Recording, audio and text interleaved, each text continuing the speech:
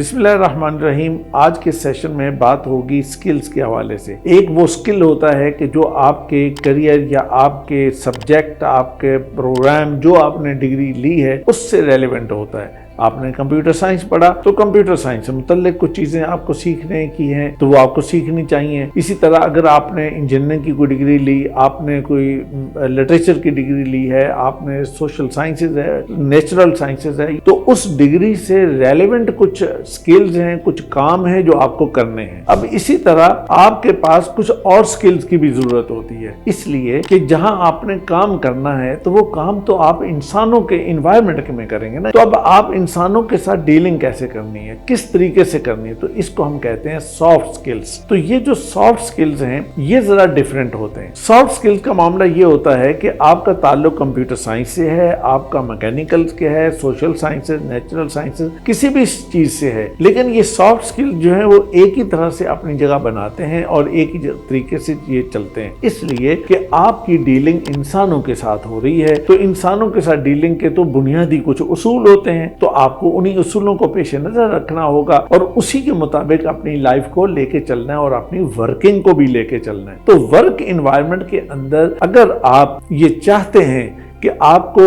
अच्छी अपॉर्चुनिटीज मिलें, अगर आप ये चाहते हैं कि आपको बड़ी कामयाबी मिले, या अगर आप ये चाहते हैं कि जिस जगह पे काम आप कर रहे हो तो वहां पे एक अच्छी कोलैबोरेटिव और एक अच्छा टीम वर्क का एनवायरनमेंट बने और सारे लोग आपके साथ कोऑपरेशन करने वाले हों और आप उनके साथ भी कर रहे हों। एक और चीज ये होती है कि आप जिस जगह पे भी काम कर रहे होते हैं तो वहां पे प्रॉब्लम्स जाहिर है आपने सॉल्व करनी है और यही काम होता है। तो इस काम को करते हुए जब ये प्रॉब्लम्स आपके सामने आती हैं तो इंसान बाज़ औक़ात घबराता है, परेशान होता है, डिस्टर्ब होता है। तो ये जो सॉफ्ट स्किल्स हैं ये दरअसल इसके अंदर आपको बहुत हेल्प आउट करते हैं। तो ये जो 4-5 चीजें मैंने आपको बताई कि अगर आपको अच्छी अपॉर्चुनिटीज चाहिए, अगर आपको अच्छी कामयाबी और बेहतर तरीके से आगे बढ़ना है, अगर आपको एक अच्छा टीम वर्क का एक खुशगवार और फ्रेंडली माहौल जो है वो अपने ऑफिस के अंदर अपने लिए और दूसरों के लिए बनाना है, अगर आप ये समझते हैं कि आपका काम बेहतर तरीके से चले, अगर आप ये समझते हैं कि आप मेंटली किसी स्ट्रेस में न रहें, तो फिर इसका मतलब ये है कि आपको सॉफ्ट स्किल्स पे बहुत तवज्जो देने की जरूरत है। उसको अच्छे तरीके से जानिए,